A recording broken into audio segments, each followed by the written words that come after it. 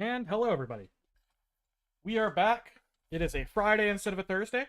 I took yesterday off because it was my 21st wedding anniversary, which tells you I'm a little old.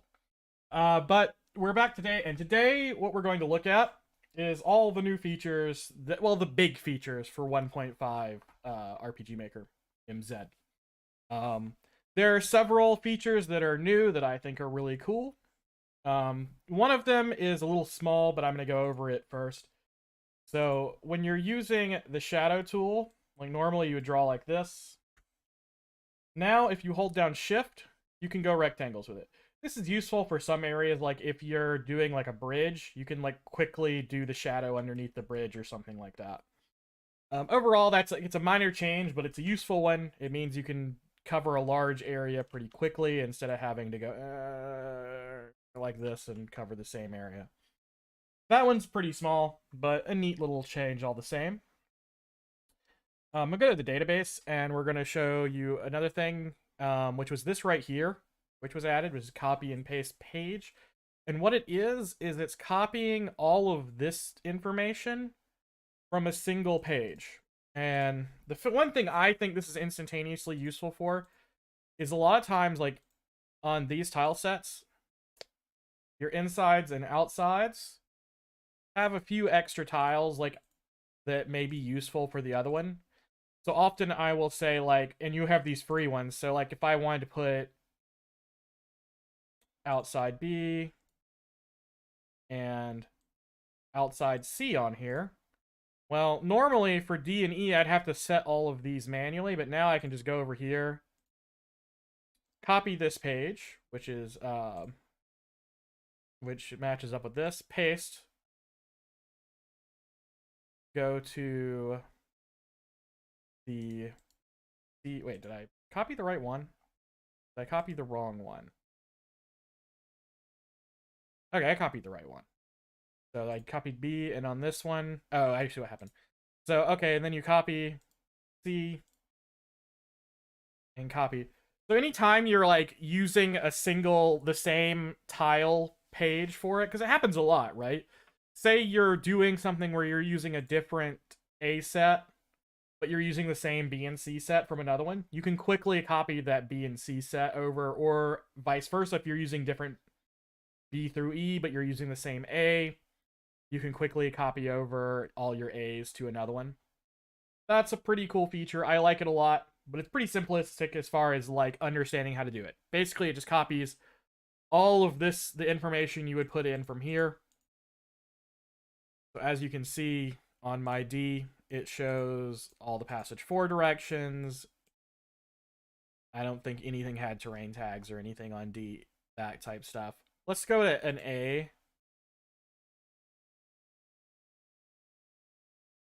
Yeah, so like so I know what you're talking about. Like for instance, if you have like several tile sets and they're like just different seasons, right? Like normally you could just copy paste for a seasons, you can copy paste the entire tile set. Like you could copy it, paste it, and then just change the images that are being used.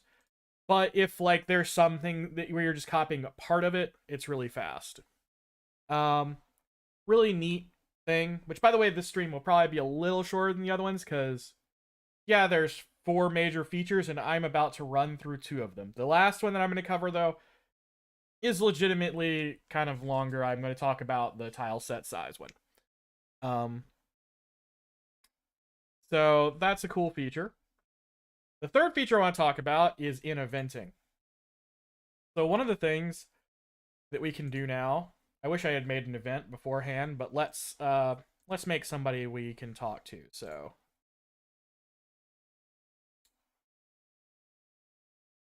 I don't know who am I playing right now? I have it as Reed, so we'll add Priscilla to talk to.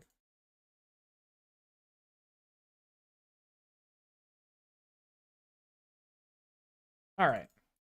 So let's say that you have this conversation. I'm just going to do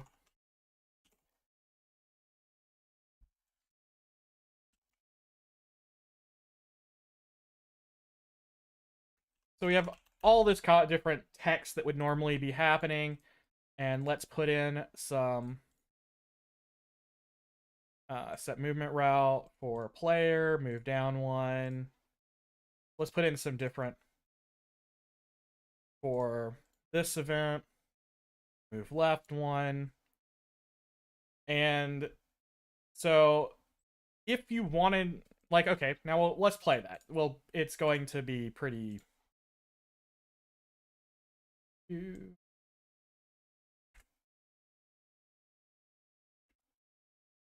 So we have all this text, and we have the move down one, and then we have some more text, and then they move to the left, and there's more text. So when you're testing this, like to make sure everything works, once you know that these text boxes all work, and you're just really working on the movement routes and making sure they're right, you can now highlight a bunch of them and turn on toggle skip.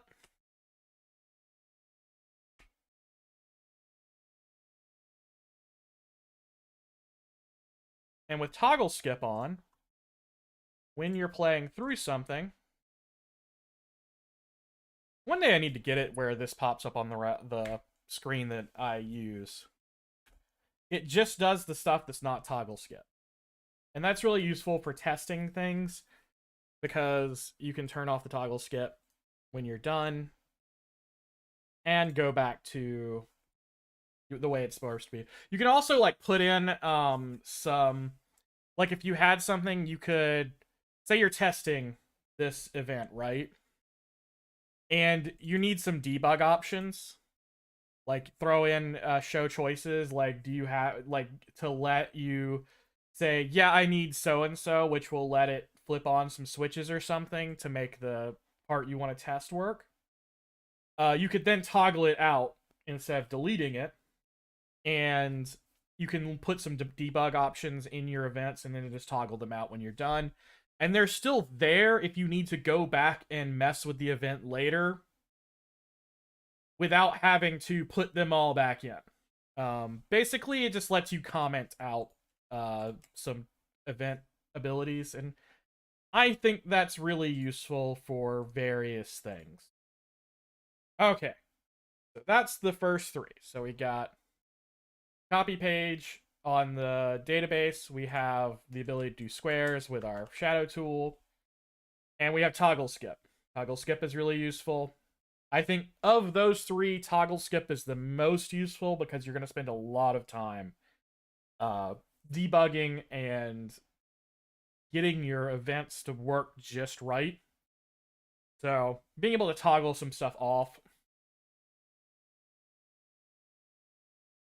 Yeah, I think that's a good idea. I'll suggest that to the developers. The idea of having a instead of just toggle skip, having a skip when playtest. Or the opposite. Don't skip or play you only when playtest, have that work. So for instance, like I was talking about, like debug features, if you could have the debug features in a box where those only happen if you're in playtest, that's useful. And then being able to put some with skip with playtest. That's a good feature suggestion. I will hand that up the rungs. Okay, so we have the last one. The last one is tile set size, which is in System 2. And you have 4 options now. You have 48 by 48, 32 by 32, 24 by 24, and 16 by 16. Okay. So, what this does and what this does not do. The first thing is your UI, the default UI for RPG Maker still has a lower limit at which it looks good. I don't know what the lower limit is, because normally if you're doing a 16 by 16 game, you probably don't want to go 816 by 624 because you're going to have a massive amount of screen on screen at a time, like a massive amount of tiles on screen at a time.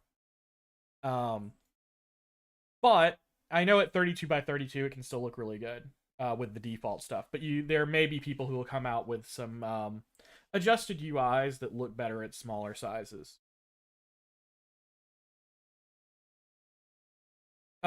Yeah, we just talked about I'll just go over it really fast again because it's really easy to show. Ah, let me undo that. Well, it doesn't matter. Let me Control Z and get back this event.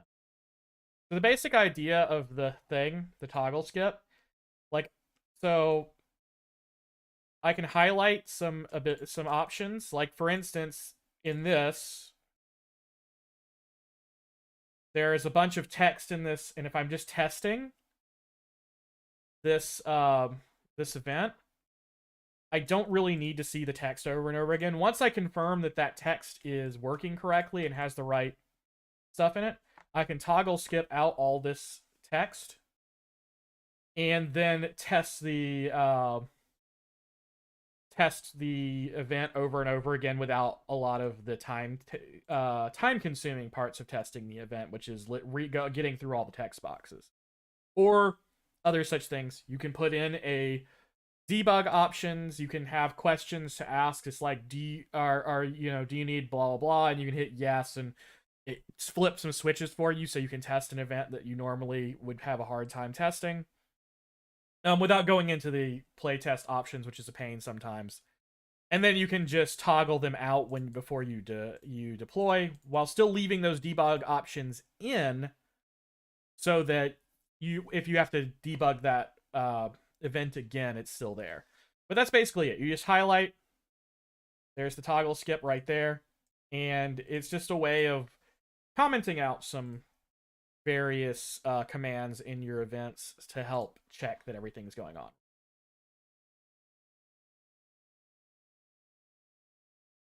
No problem, Lawrence. Yeah, I'm glad I can help. Anyway, so back to talking about our tile set changes. So again, you're going to have to find a way to make the UI look good for you. That may be that you understand what the lower limit of how small you can make the UI with the default is, or using a plugin that changes how the UI looks. I know there's some simplistic UIs that look much better smaller than the default UI does. Again, at 3232, I don't think it's a problem. When you start using 16 by 16 tiles, I do think you can run into issues with the UI. But I'm going to do some stuff with 32 by 32. So, using 32 by 32 tiles, what are some available tile options? So, the biggest option for this, and the one I did, which by the way I have it in my DLC folder because I copy pasted it in here, is that everything RPG Maker VX Ace, if you switch to 32 by 32, all of this works perfectly. So I'm gonna put in the dungeon ones.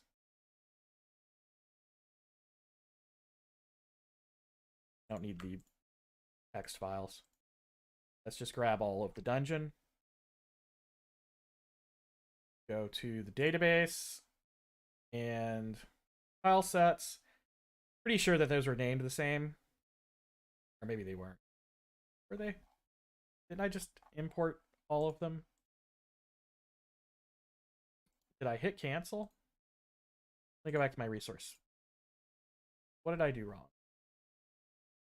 I imported them to the wrong folder. That's what it was. I apparently thought they should be battlebacks. That was very silly of me. All right, let me actually import them into the right thing. So again, I'm gonna import all of the dungeon tile set from VXAce. Because as you can see, these other tile sets are still set to 48 by 48, so they look bizarre setting it to this. So you'll need some tiles that are 32 by 32. Dungeon A you would have to go back through and adjust all of your passages for them, but I'm not going to do that right now. And let's use the dungeon tile set here. And zoom in a little bit. It still only zooms in so far. I do think that we've already talked to the developers about adding more zoom for when you're doing, so that when we're doing smaller tiles, you can really see what you're doing. But as you can see now, if I can find get off of the, and we got our nice 32 by 32 tiles that are the VX Ace tiles. I like them a lot. I always thought VX Ace had a really, really good tile set to it. So being able to use the VX Ace tile set if you want to is kind of nice. If you were like me and you thought it was a good tile set. More options are always good. There's also like basically all of the tile sets that were made for VX Ace, so there's a ton of DLC and plus like a ton of fan-made tile sets that were all made for it. So 32 by 32 might actually have more than any other tile set. More than 48 by 48 even. I know a lot of people really liked this tile set. And we can put some stuff. But we're going to look at what's the one problem. So let's play test this really quick. So the one problem is as you can see, characters aren't really made for this. So when you're using, though actually you probably could use MZ characters on 32 by 32. They are a little bit big, but it's not like egregious. Like you're still fitting pretty well. I think you could go if that was what you wanted to do. But in general, you're also going to want to make sure you are grabbing character sets that are really made to match the tile set size. So you would want to pull in your...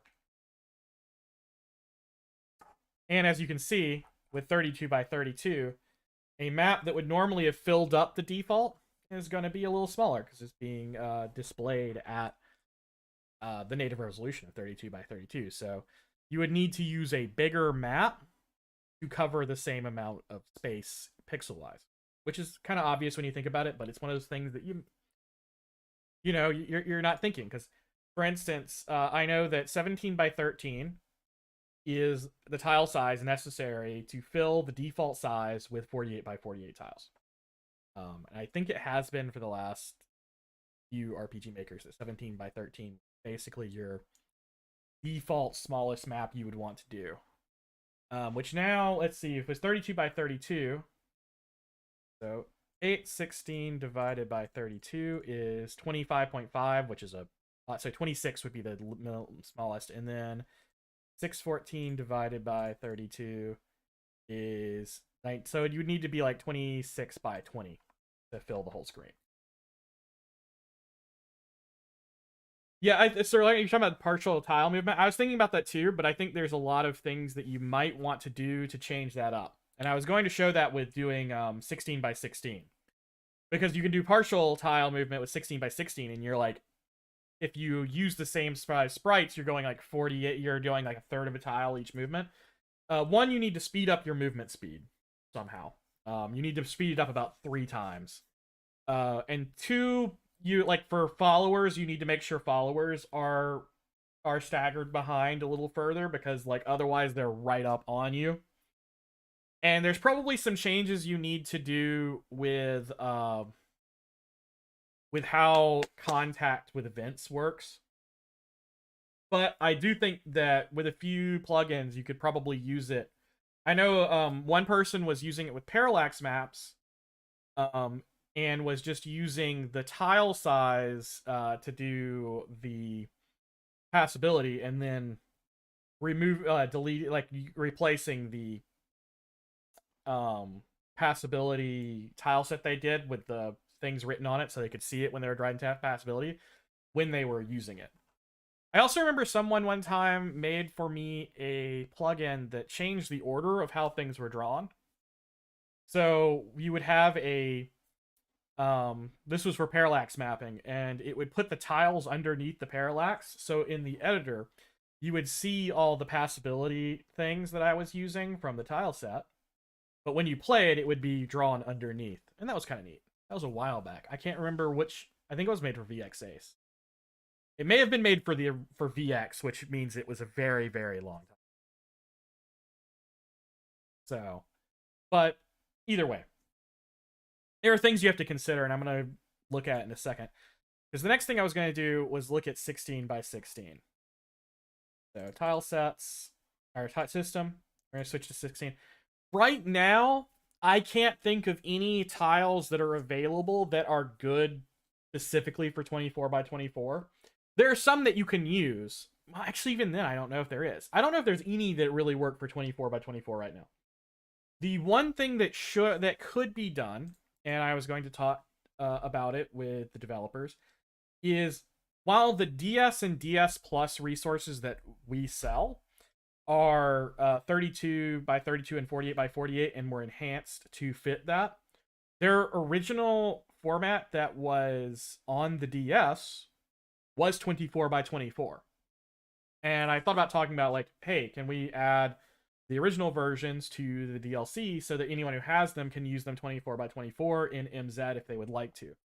There are a lot of ones that are perfectly usable in 16 by 16, but wow, doing it and then not forgetting to change the actual tile set. So I'm gonna go to my resource manager, and I'm gonna put in one that can work, even though as it doesn't immediately work.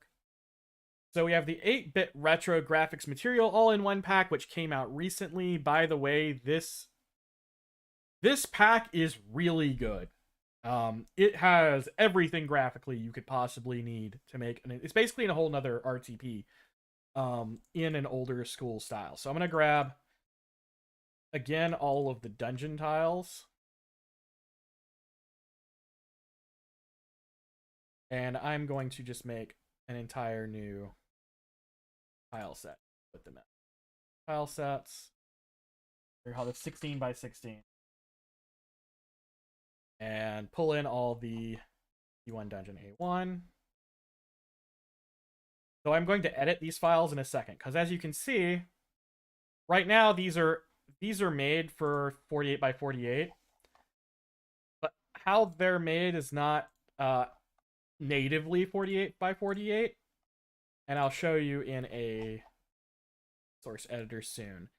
The other big set that works really well for doing 16 by 16 is the Time Fantasy set.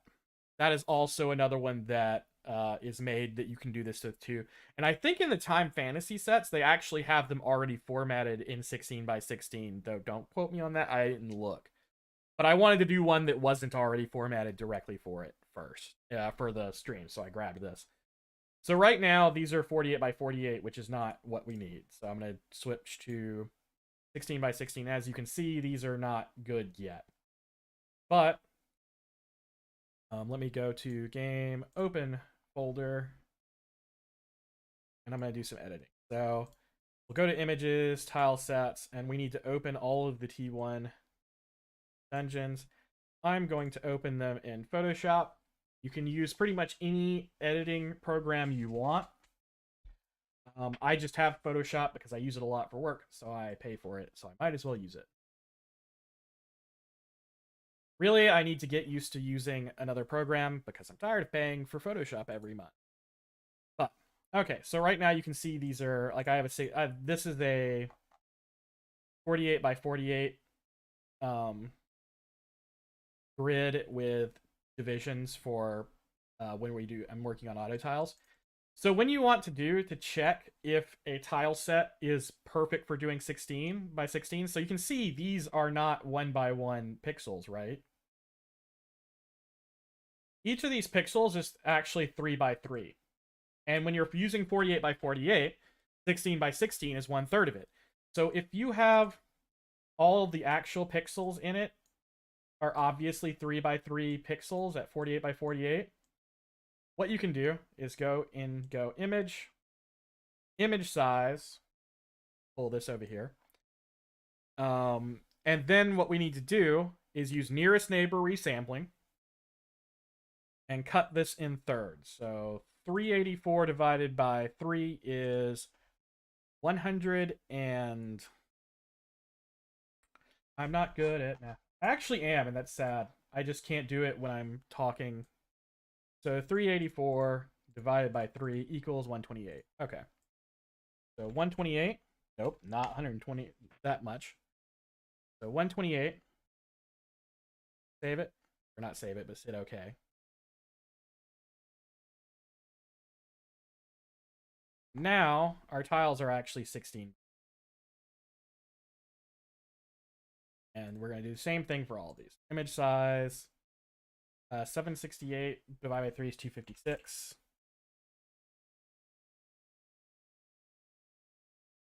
Percent is hard because it would be 33.333333%, and it may not do what you want it to do. So I always prefer to go actual pixels. If you were dividing in half, if you were going from 48 by 48 to 24 by 24, then yeah, I'd do pixel or percent because it would be easier. But when you're doing something that has a repeating decimal, it's better to just figure your actual math. Image size, 256. And 256. All right. So, like I said, it's 3 by 3s. Now, when you zoom in, each individual pixel is 1 pixel. And now, I'm just going to close this and say yes to saving everything. Save, save, save. Save. Okay. Now I need to go off this map and back on. And now, and this is where you run into the problem of I wish I was able to zoom in farther because I really can't see that well.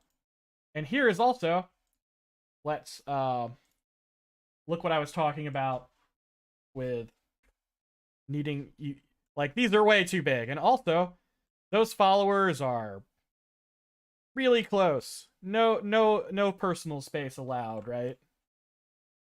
And also, like I was saying, it makes it look like you're going really, really slow. And the reason it makes it look like you're going really slow is the amount of time you are taking to move from one tile to the next was unchanged. It still takes the same amount of time to move one tile, which means that the time you would have moved 48 pixels in the last version is now how long it's taking you to move 16 tiles. So if you wanted to use this for breaking down passability more, you need to increase how fast your characters are moving. Otherwise, they will crawl around on the screen. All right. Now, so as I was saying, if you want to use this style, you're going to want to have characters that are in this same style. So let's import from DLC. Let's import the characters and then resize them. So images, characters. And let me grab just actor 1 and actor 2. We'll import these. And I need to now go into my project and find those character files. CH, yeah. And these need to be reduced to 1/3 of their size as well.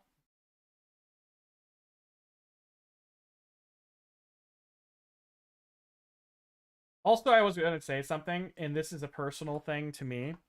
Actually, I'll get to that in a second. Let me really quickly change this. So we just had this. This is 128 is 1/3. 128. Size. Remember to make sure it's on nearest neighbor, because you don't want it to try to blend anything on accident. And then save. Then let's change up the characters in here.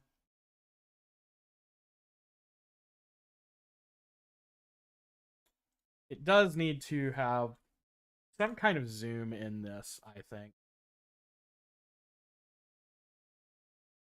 I'm just going to do the first 8 on 1. I don't remember what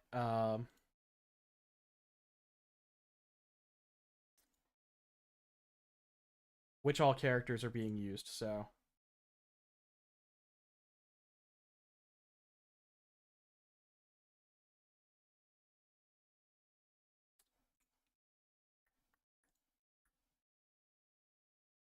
and obviously the faces and stuff don't match, but now you can look at it when I play test.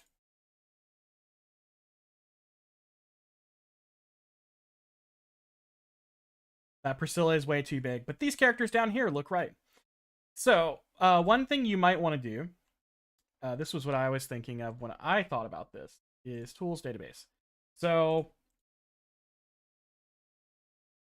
um, yeah, it's interesting. Like you have like so much larger stuff, but you can like the battle sprites are all proportional, right? So you can have much smaller, and you can change this. So what I was thinking is a good size for a lot of games if you're going for smaller pixels anyway. Is 640 360. And I'm going to explain why I think this is such a good size. Let me see how this looks in game and the menu and stuff look. So the problem is this is very tiny, right? The menu looks messed up. You would need a custom menu for it. And I would like to see someone make a custom menu for specifically this. Because if you're going for a 16 by 16 tile set, like an actual native 16 by 16 tile set, your other stuff being so big is a little odd. But the reason I think 640 by 360 is so good is that what are your major sizes for monitors, right? You have 1920 by 1080. Oh, what's 1920 divided by 640? 3. What's 1080 divided by 1080 divided by 360? 3. Then you have 1280 by 720. What is it divided by 640? 2. 667 by 720. That's what it's supposed to be by. And then you can divide by 3060. 2. So the 640 by 360, if you're working with a smaller tile set size and you have a plugin to do a smaller menu and stuff, means that you can use a plugin that does double or triple for doing a 640 by or a 1280 by 720 or a 1920 by 1080 screen, and everything will remain pixel perfect, which is really important, I think, for pixel style art. You won't have half pixels or anything like that. So that is just a thing. But again, you will need a plugin for a different type of menu. I think the menu is not really well designed for it.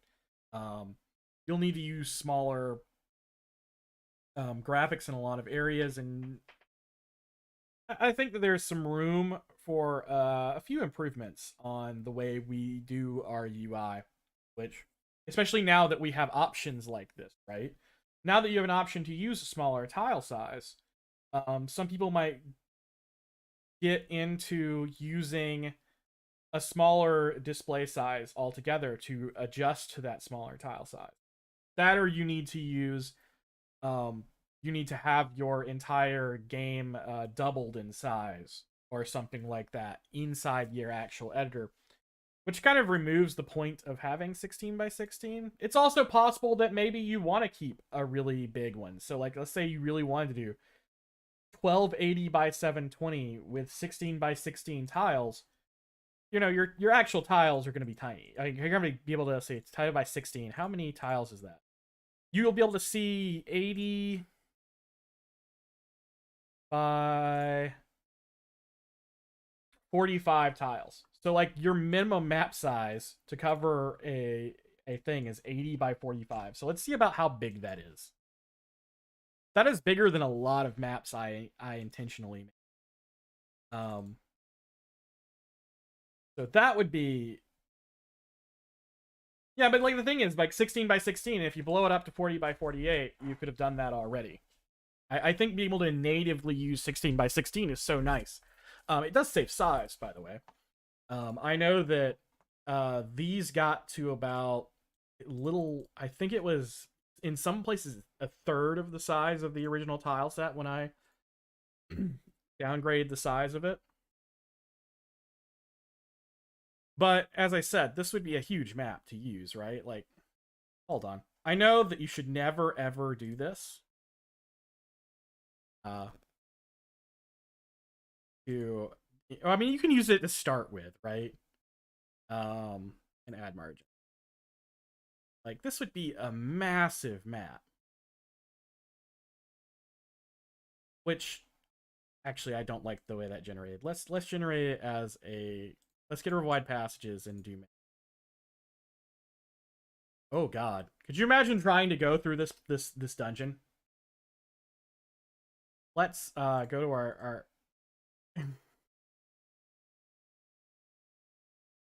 And, like, let's go to tools database, and let's go to 1280.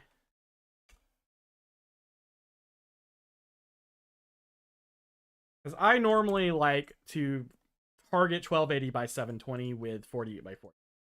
That's my preference.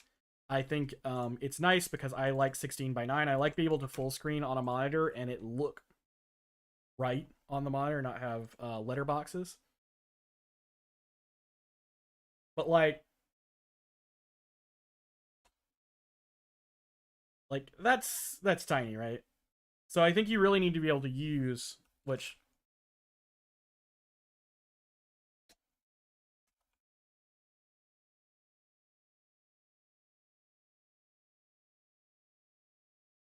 But you may be able to do something with this, like if you were doing something, maybe Dwarf Fortress style. And drag the player. I mean, yeah, you could drag the player to move them, but that's more just you're still clicking an area.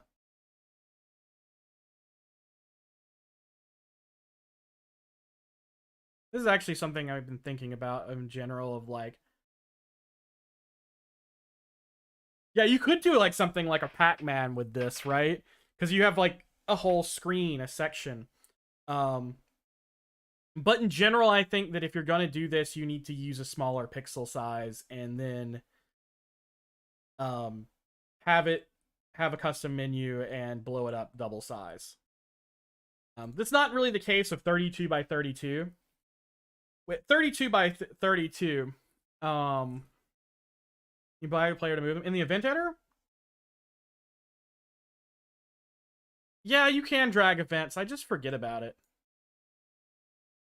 I don't know why I cut paste. Anyway, at 32 by 32, this isn't the considerations for your screen size are not as big of a deal, right? You're only losing about, or you're only it's a 66% the size of 48 by 48. So it does make you see more on the screen for the same number of pixels, but it's not so extreme that you need to like build everything else around it and build your menus around it and everything else. But I think it's 16 by 16, unless you are intentionally doing something where you mean to make the game look really zoomed out, where characters are going to be... Where, I mean, like, for instance, one thing that you could do with it, I think that would be really neat, is if you were, like, doing a section that's, like, war, right? And you wanted to have, like, a big armies facing off against each other. Being able to see large spots on the map and see your characters all lined up against each other, that's actually a good use of the 16 by 16 and being so zoomed out looking.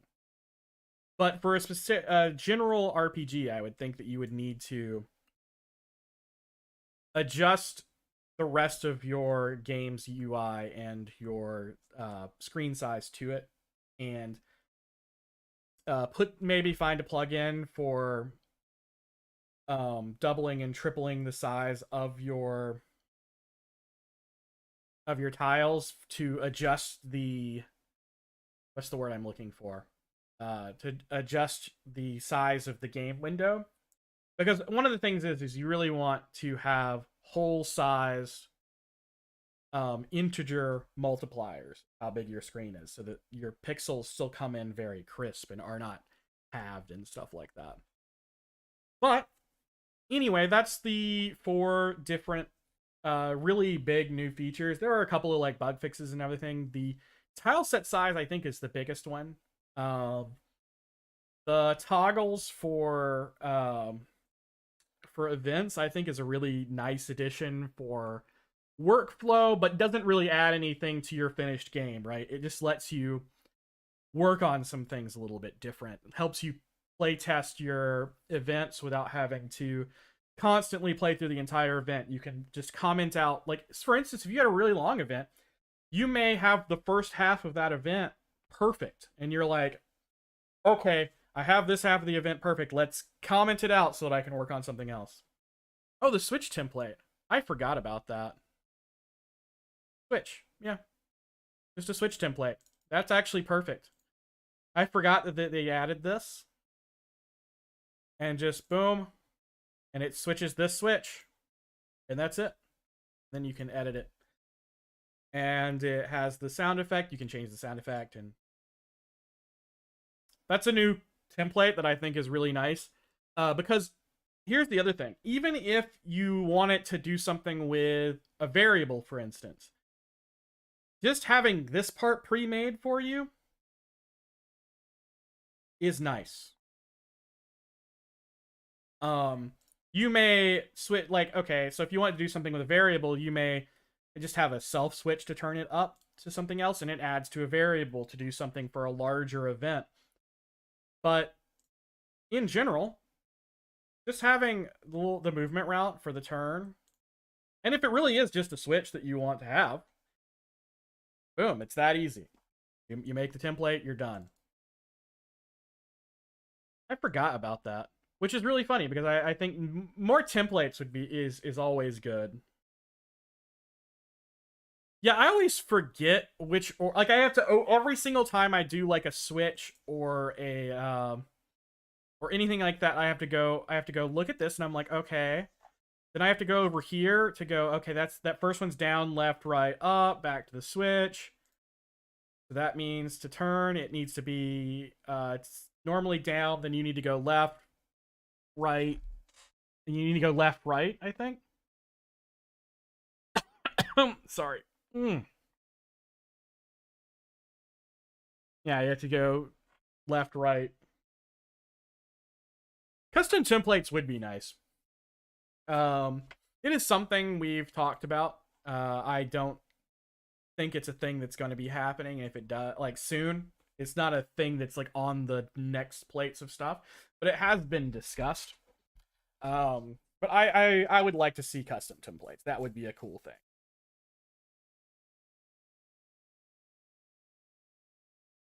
But yeah, so that was the other thing that was kind of neat and big. Okay. Was there any other major thing? I think that was all of the major ones. All the other things were like just little adjustments here and there.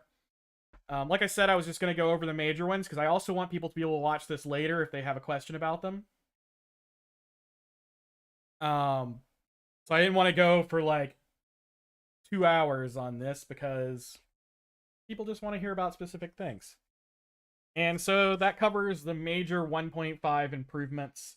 Next week, we should be making something again. I don't know what yet.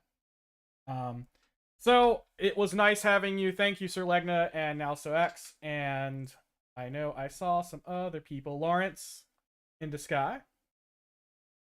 And Wrath of Wood came by. And thank you very much for watching. I hope that was fun for you guys and that you maybe learned something, or if you didn't learn something, you at least got to see some cool things you liked. Everyone have a nice day. Have a good weekend.